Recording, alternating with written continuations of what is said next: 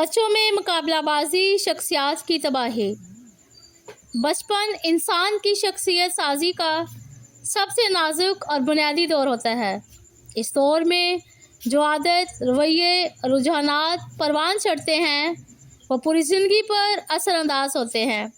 انہی رجحانات میں سے ایک مقابلہ بازی یا بے جا مقابلہ کرنے کی عادت ہے، جو بظاہر بچوں کو فعال، متحرک دکھاتی ہے، مگر در حقیقت ان کی شخصیت پر کئی منفی اثرات ڈالتی ہے۔ پوائنٹ نمبر 1، خود اعتمادی کی کمی۔ جب بچے ہر بات میں دوسروں کو پیچھے چھوڑتے اور آگے بڑھنے کو اپنی کامیابی کا پیمانہ سمجھتے ہیں تو ان کے اندر اپنی اصل صلاحیت پر اعتقاد کم ہونے لگتا ہے۔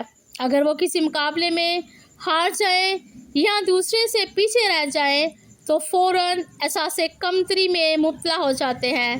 اس طرح وہ اپنی قیمت دوسروں کی کامیابی یا ناکامی سے طے کرنے لگتے ہیں، جو ذہنی صحت کے لیے انتہائی نقصان دہ ہے۔ پوائنٹ نمبر 2، حسد اور نفرت کا فروغ۔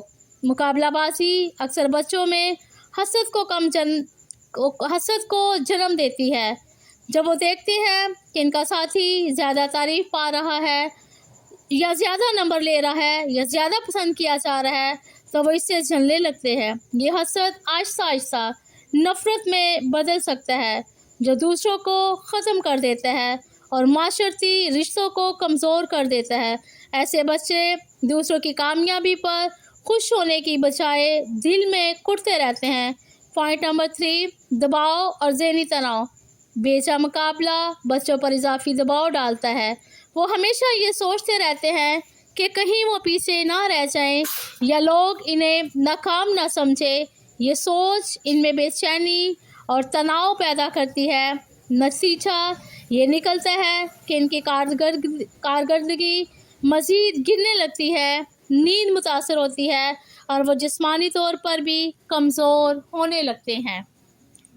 پوائنٹ نمبر 4، خود غرضی اور غیر اخلاقی رویے۔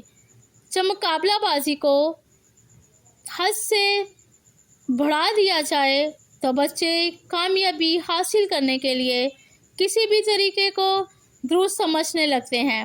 وہ جھوٹ بولنے، نقل کرنے یا دوسروں کو نقصان پہنچانے تک تیار ہو جاتے ہیں۔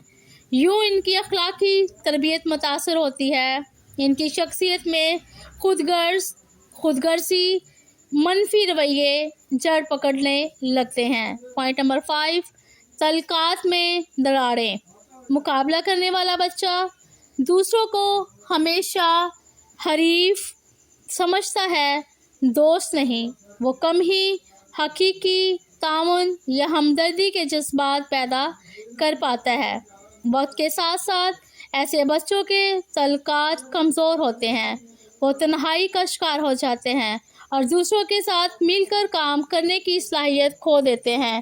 پوائنٹ نمبر 6، حقیقی مقصد سے دوری۔